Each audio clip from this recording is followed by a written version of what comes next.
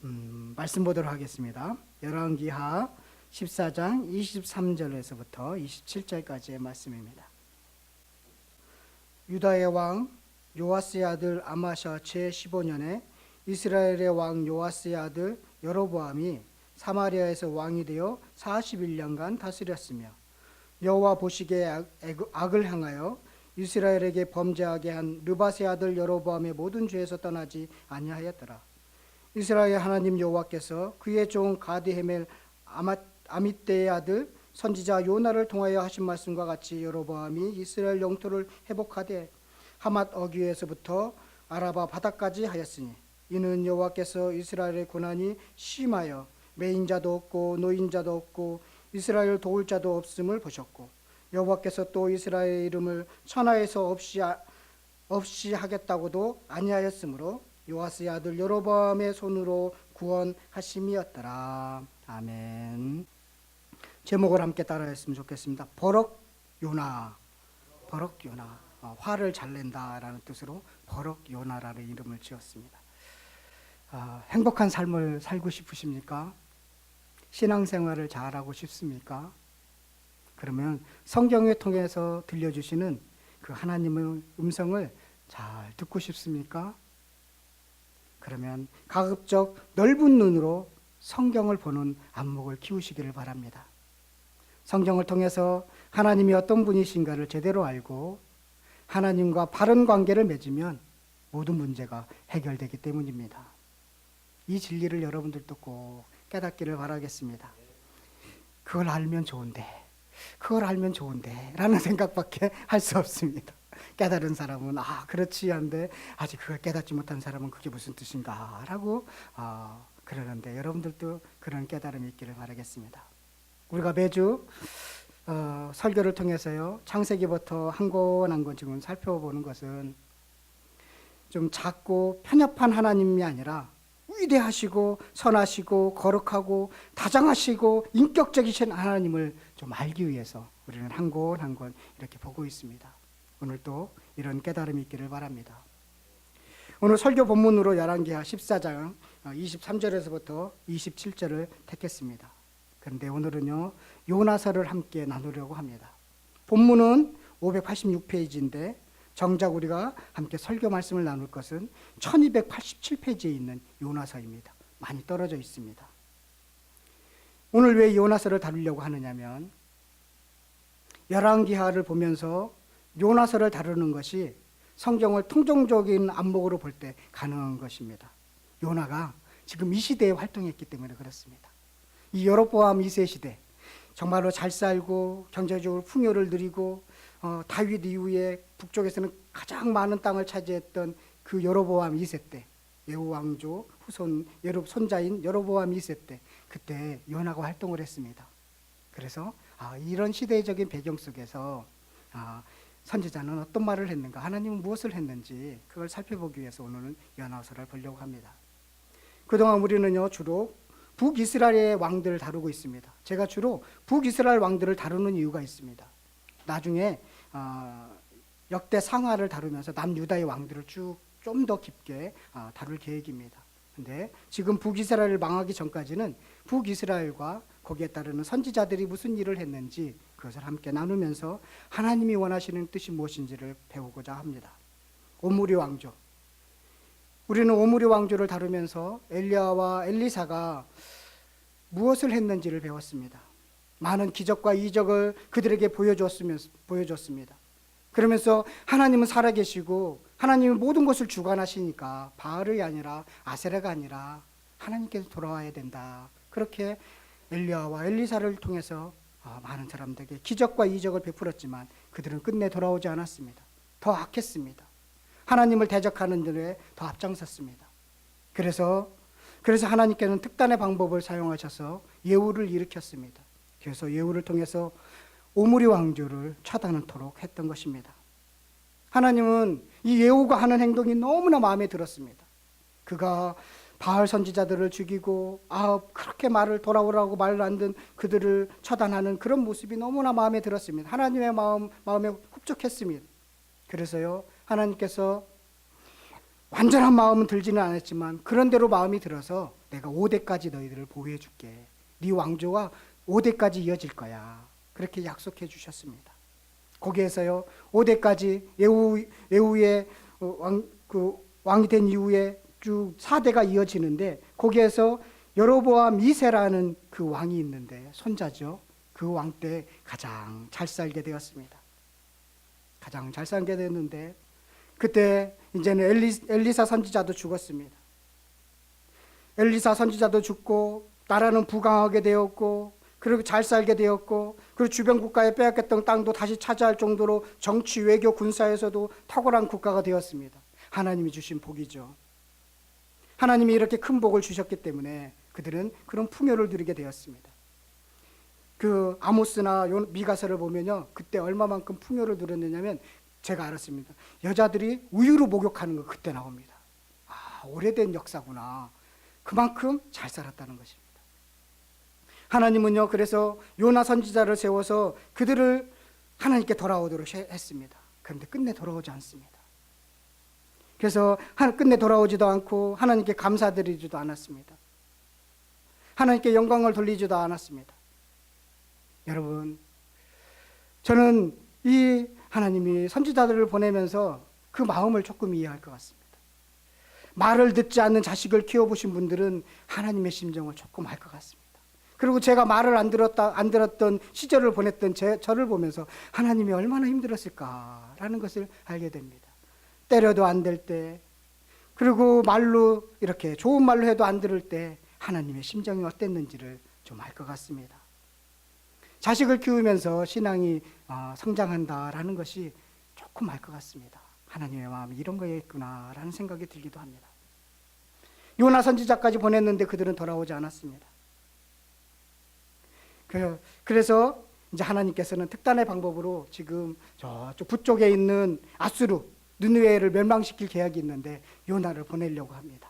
그런 시대적인 배경 속에서 우리는 요나서를 보려고 합니다. 자, 1282페이지로 가겠습니다. 요나서로. 오늘은 우리가 요나서를 통해서 1289페이지로 가도록 하겠습니다. 1287페이지인데 오늘 요나서를 통해서 우리는 하나님이 무엇을 원하시는지, 어떤 것을 아끼시는지를 좀 살펴보려고 합니다. 자, 요나 선지자가 활동했던 시절이 언제였는지는 아까 본문에서 본문을 먼저 봤어야 되는데 14장 25절을 한번 다 같이 보도록 하겠습니다. 다시 본문으로 가서 죄송합니다. 접어놓고요. 14장 25절 큰 목소리로 한번 읽도록 하겠습니다. 열왕기하 14장 25절입니다. 함께 읽겠습니다. 시작.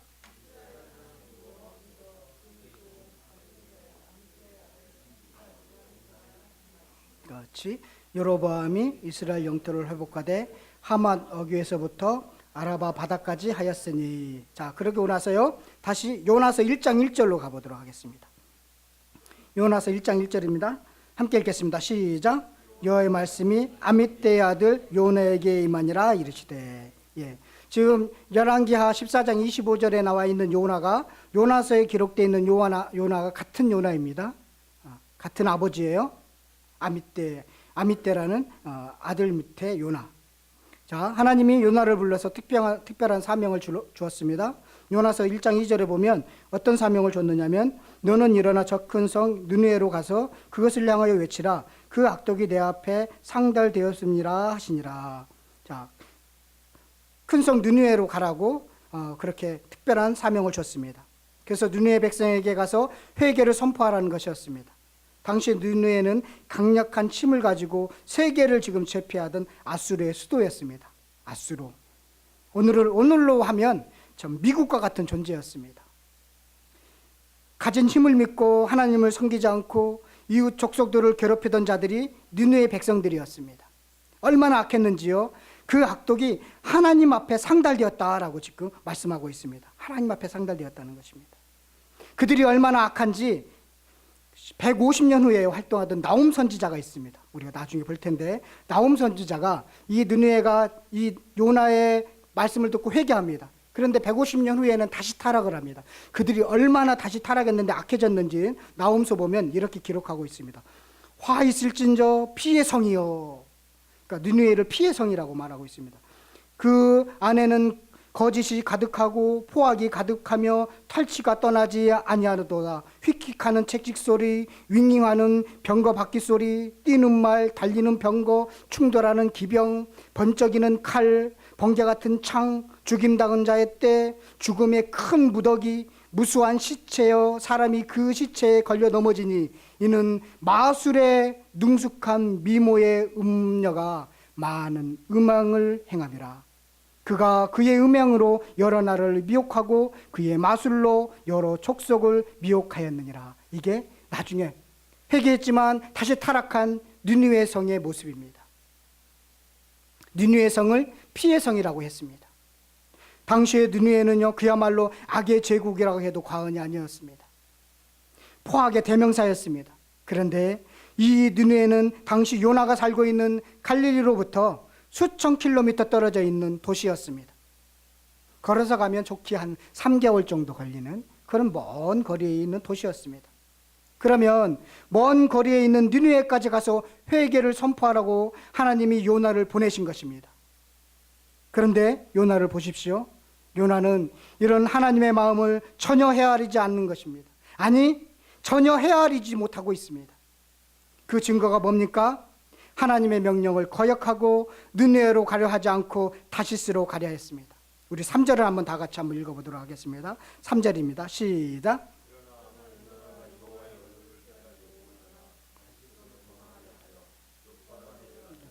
마침 다시스로 가는 배를 만난지라 여호와의 얼굴을 피하여 그들과 함께 다시스로 가려고 뱃삭을 주고 배에 올랐더라.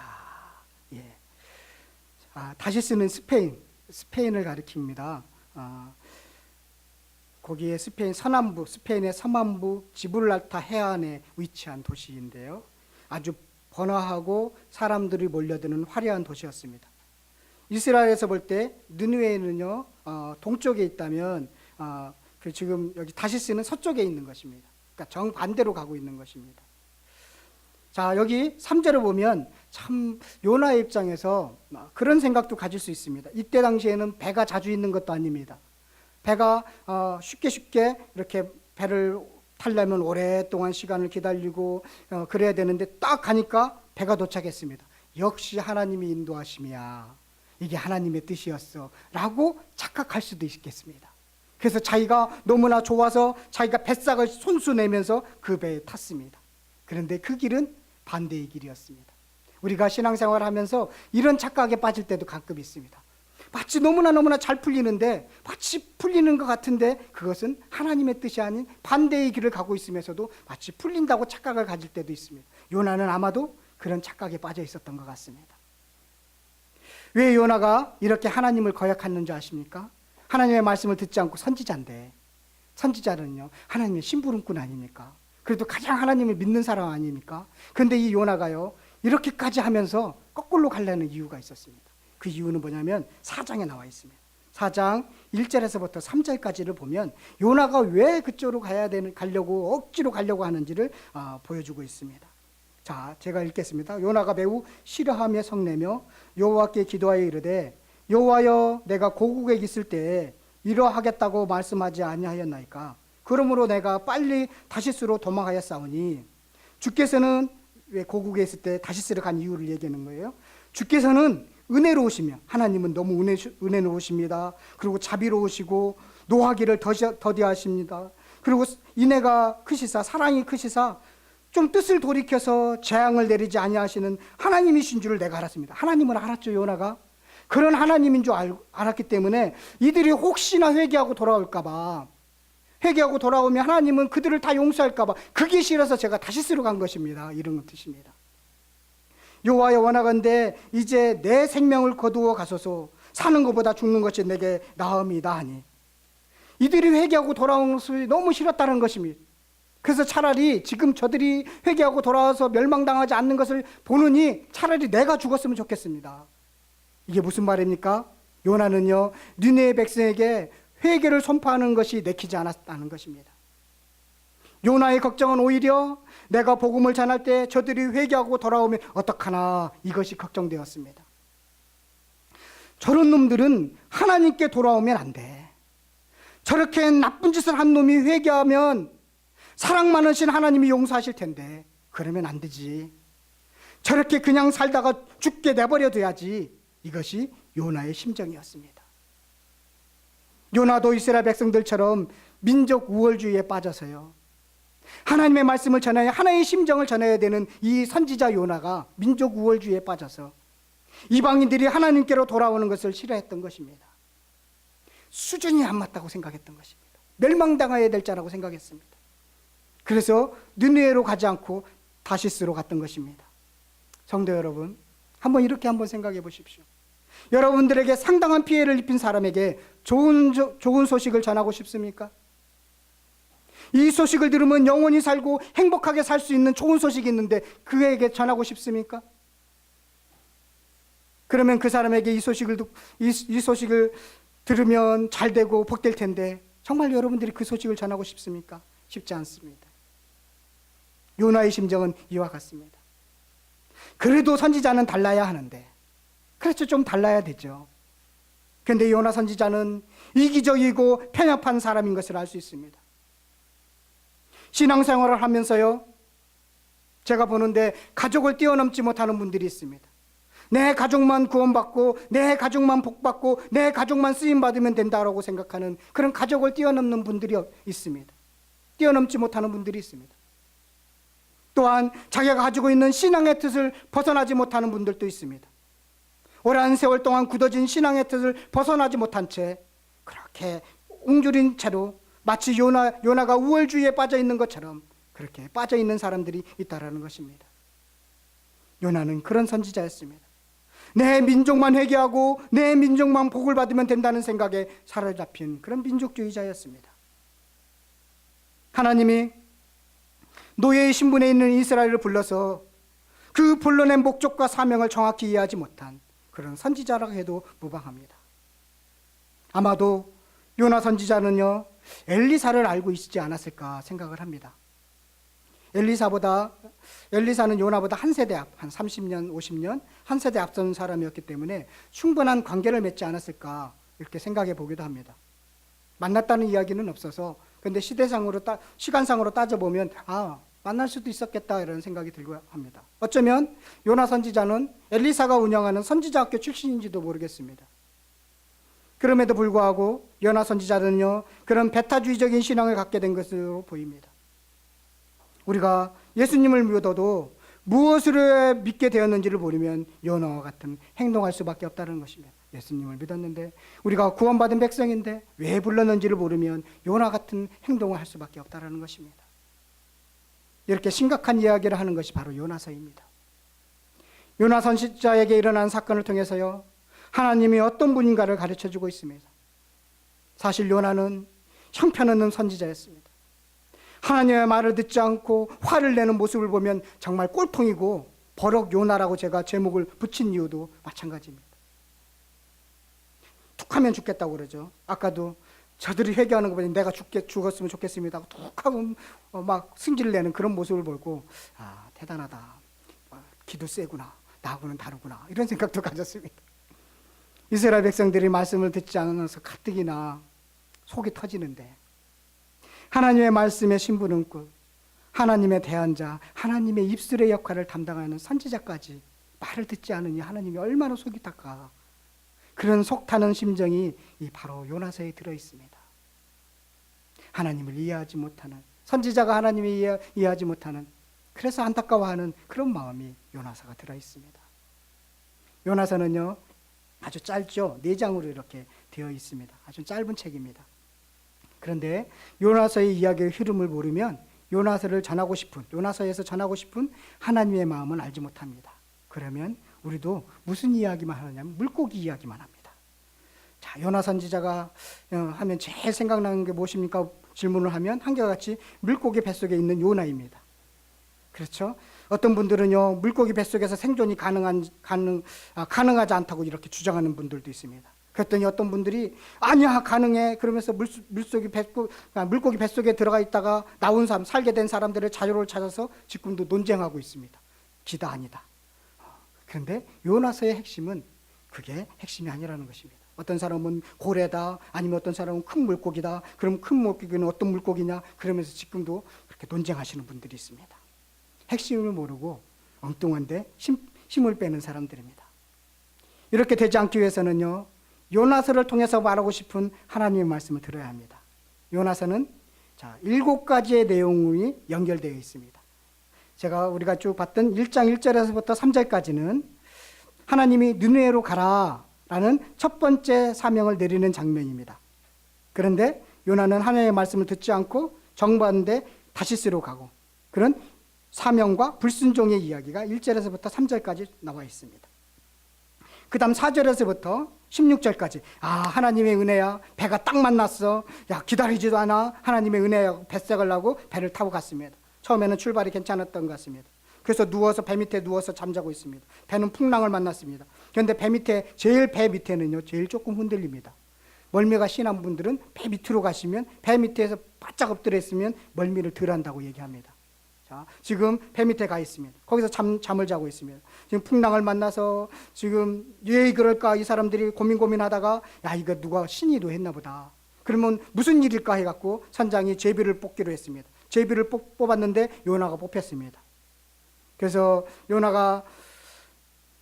뽑힌 요나가 지금 뭐냐면, 내 때문에 그렇다라고 하면서 그 요나가 설명하고 있는 하나님에 대한 그 얘기가 있습니다. 뭐냐면 1장 9절입니다. 1장 9절을 한번 다 같이 보도록 하겠습니다. 1장 9절 시작.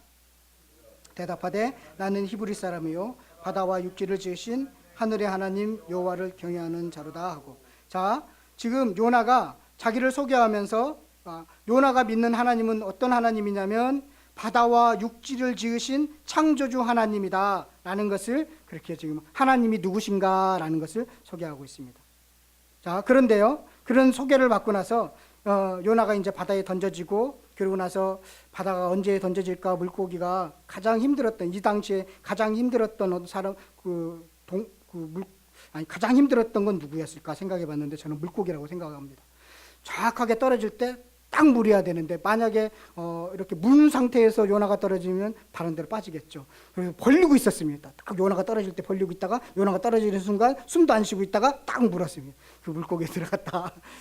여러분들이 존인 것 같아서 제가 무슨 얘기했습니다. 자, 그래서 물고기 뱃속에 들어갔습니다. 요나가 하나님이 창조주 하나님을 그 당시에 설명을 했습니다. 가르쳤습니다. 그랬더니요, 그들이 무슨 말씀을 하느냐면 12절부터 14절 보면, 그가 대답하되 나를 들어 바다에 던지라. 그리하면 바다가 너희를 위하여 잔잔하리라. 너희가 이 큰 폭풍을 만난 것이 다 내 땀인 줄을 내가 아노라 하니라. 그러나 사람들이 힘써 노를 저어 배를 육지로 돌리고자 하다가 바다가 그들을 향하여 점점 더 흉흉함으로 능치 못한지라. 하나님의 일인데 사람이 막을 수 있겠습니까? 무리가 여기 잘 보세요. 여호와께 부르짖어 이르되 여호와여 구하오니 이 사람의 생명 때문에 우리를 멸망시키지 마옵소서. 무죄한 피를 우리에게 돌리지 마옵소서. 주 여호와께서는 주의 뜻대로 행하심이다 하고, 그러고 나서 요나를 바다에 던졌더니 잠잠해서 그들이 구원받았다라는 것입니다.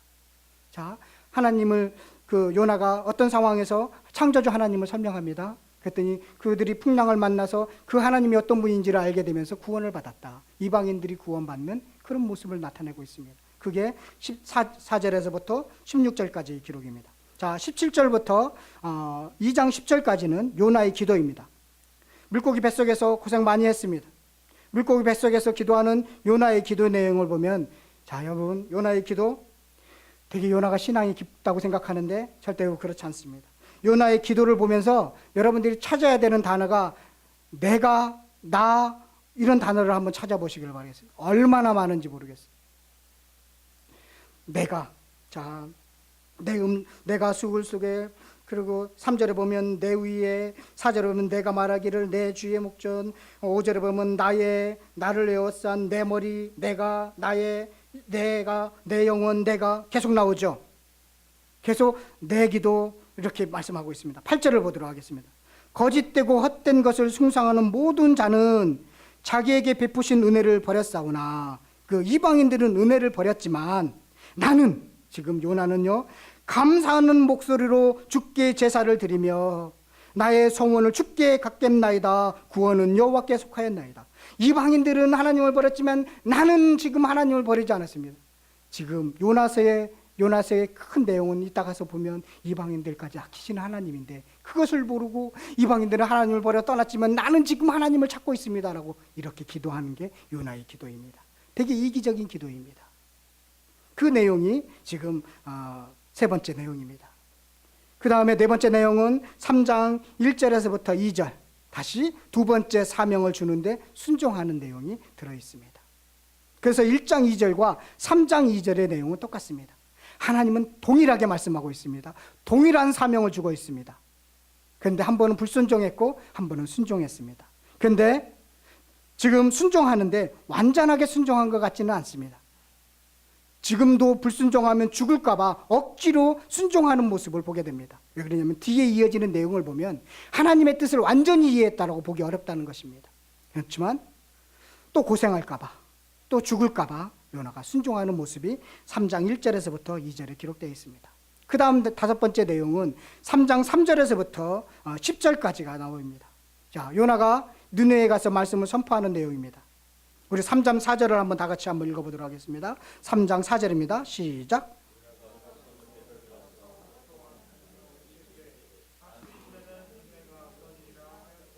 예.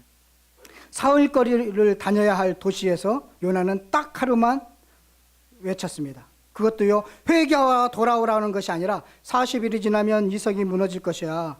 잘 이해하지 못하도록 그렇게 얘기하고 있습니다. 복음을 전한 것이 아니라 부정적이고 비관적인 전망을 외친 것입니다. 그러니까 요나가요, 하나님의 성화에 떠밀려서 느느에 가긴 갔습니다. 아주 성의 없이 외쳤던 것입니다. 마지못해 억지로 대충 건성으로 외쳤던 것입니다. 느느에 사람들이 듣고 전혀 회개할 수 없도록 대충 전한 것입니다. 저는 열심히 전하는데 요나는 대충 전했습니다. 저는 최선을 전하는데 요나는 대충 전했는데 그들은 회개했고 우리는 회개하지 않는 반대의 모습을 볼 수 있습니다. 그런데 보십시오. 이런 요나의 외침에 느느웨 사람들이 놀라운 반응을 보였습니다. 우리 7절을 한번 다 같이 보도록 하겠습니다. 7절입니다. 함께 읽겠습니다. 시작. 느느웨에 선포해 이르되 사람이나 짐승이나 소떼나 양떼나 아무것도 입에 대지 말지 곧 먹지도 말 것이요 물도 마시지 말 것이면 8절이요. 시작. 사람이든 짐승이든 다 굵은 배 옷을 입을 것이요 힘써 하나님께 입을 것이며 각기 악한 일과 손으로 행한 강포에서 떠날 것이라. 강포에서 떠날 것이라. 강포를 버리고 악의 길에서 돌이켜 하나님께 돌아왔습니다. 참으로 놀라운 일입니다. 회개는 하나님이 하시는 것입니다. 요나는 느느웨 사람들이 돌아오지 않기를 바라는 마음으로 개떡같이 전했는데 느느웨 사람들은 찰떡같이 알아듣고 진실로 회개하고 하나님께 돌아왔습니다. 그런데 이런 모습을 보시고 하나님이 어떻게 반응을 하셨습니까? 그게 10절의 말씀입니다. 우리 10절의 말씀을 한번 다 같이 읽도록 하겠습니다. 하나님이 어떤 반응을 보이셨는지 함께 읽겠습니다. 시작. 하나님이 그들을 행한 것 곧 그 악한 길에서 돌이켜 떠난 것을 보시고 하나님의 뜻을 돌이켜서 그들에게 내리시라고 말씀하신 재앙을 내리지 않으시다. 용서하시는 하나님이십니다. 요나는 이 하나님을 알고 있었습니다. 그래서 여기로 오려고 하지 않았던 것입니다. 뜻을 돌이키시는 하나님, 이게 인격이십니다. 그들을 멸망시키려고 했지만 그들이 회개하니까 용서하고 그래 내가 너희를 얼마나 사랑했는데 그러면서 뜻을 돌이키시는 하나님의 모습이 지금 10절에 나와 있는 것입니다. 택한 백성들인 이스라엘 백성들은 수백 년 동안 선지자를 보내도 아무리 외쳐도 회개하지 않고 더 완악해지기만 했는데 지금 신기하게도 그 악독한 느느웨 사람들은 개떡같이 전해도 찰떡같이 깨닫고 하나님께 돌아왔던 것입니다. 이런 모습을 보셨으니 하나님이 얼마나 기뻐하셨겠습니까? 하나님의 마음이 얼마나 시원하시겠습니까? 하나님의 뛸 듯이 기뻐하시면서 뜻을 돌이켜서 심판하기로 한 마음을 돌이키시는 것을 보게 됩니다. 그런데 정작 요나는 이런 하나님의 처사에 화를 내면서 분통을 터뜨립니다. 그런 내용이 4장 1절에서부터 9절까지의 말씀입니다. 요나의 불평의 내용입니다. 한번 볼까요? 아까 우리가 2절까지 3절까지 봤죠. 자, 4절을 보면 여호와께서 이르시되 너희가 속내는 것이 옳으냐 하시니라. 지금 하나님의 반응입니다. 지금 요나가 하나님이 그럴 줄 알았습니다. 하나님은 용서할 줄 알았습니다. 저놈들은 용서받으면 안 되는데 하나님은 그런 분이신 줄 알았습니다. 차라리 제가 죽겠습니다. 그러니까 하나님께서 말씀하는 게, 야, 너 성내는 것이 왜 그러니? 황당하신 하나님, 황당한 반응으로 지금 말씀하고 있는 거예요. 그러니까 요나가 성읍에 나가서요, 그 성읍 동쪽에 앉아 거기서 자기를 위해서 지금 초막을 짓고요, 그 성읍에 무슨 일이 일어나는가를 보려고 그 그늘 아래서 앉았더라. 지금 회개하고 다 끝났습니다, 일은. 그런데 지금 돌아오지 않고 지금 성읍 동쪽에서 성이 잘 보이는 그곳에서 천막을 하나 지었습니다. 그러면서 그 성을 지켜보려고 하고 있습니다. 왜 그런 줄 아세요? 그들이 망하나 안 망하나 끝까지 보고 싶어 하는 것입니다. 하나님의 뜻은 돌이켰지만 그들은 망해야 돼, 그런 생각으로 지금 천막을 지고 지금 그들을 쳐다보고 있는 것입니다. 그러니까 하나님이 여호와께서 박넝쿨을 예비하사 요나를 가리게 하셨으니, 이 박넝쿨은 아주까리라고 하는데, 우리 충청도 시골에서는 아주까리라고 하는데, 피마작 있죠? 그 피마작이에요. 그런 이파리 넓은 그것을 지금 이렇게 갑자기 자라게 하신 거예요. 예비하사 요나를 가리게 하셨으니 이는 그의 머리를 위하여 그늘이 지게 하며, 거기 그쪽에는 그늘만 있으면 시원합니다. 그의 괴로움을 면하게 하려 하심이었더라. 요나가요, 그 박넝쿨로 말미암아 크게 기뻐했어요. 이 사람은 성격이 왔다 갔다 하시는 분이에요. 갑자기 나 죽었으면 좋겠습니다 했는데 박넝쿨 하나 가지고 아이고 너무 좋습니다 이러고 있습니다. 자, 그러니까 하나님이요, 벌레를 예비해서 이날 벌레 철야했습니다. 이튿날 새벽에 그 박넝쿨을 갉아먹게 하심에 히드니라. 누가 고생했어요? 지금 여기 요나서를 보면 고생한 게 따로 있습니다. 물고기가 고생하고 벌레가 고생하고 있어요. 철야에서 이거 갉아먹으니까, 조져놓으니까 박넝쿨이 금방 내 시들어 버렸습니다.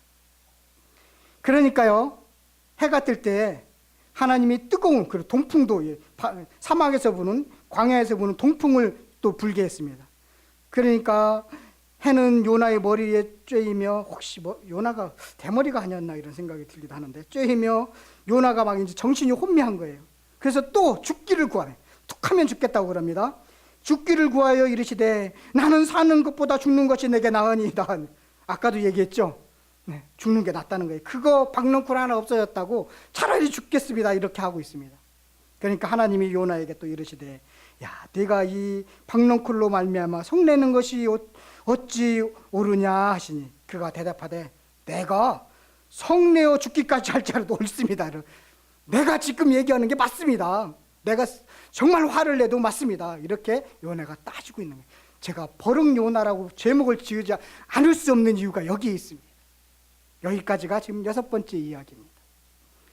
요나서의 핵심 주제는 10절과 11절입니다. 요나서가 말씀하고자 하는 핵심 주제는 10절과 11절입니다. 우리 다 같이 한번 읽어보도록 하겠습니다. 시작.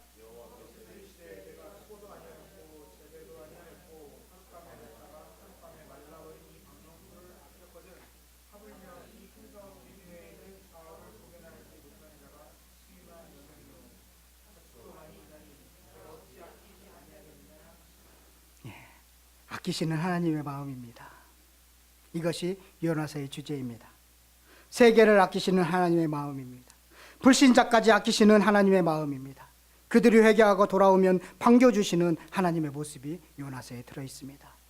무슨 말입니까?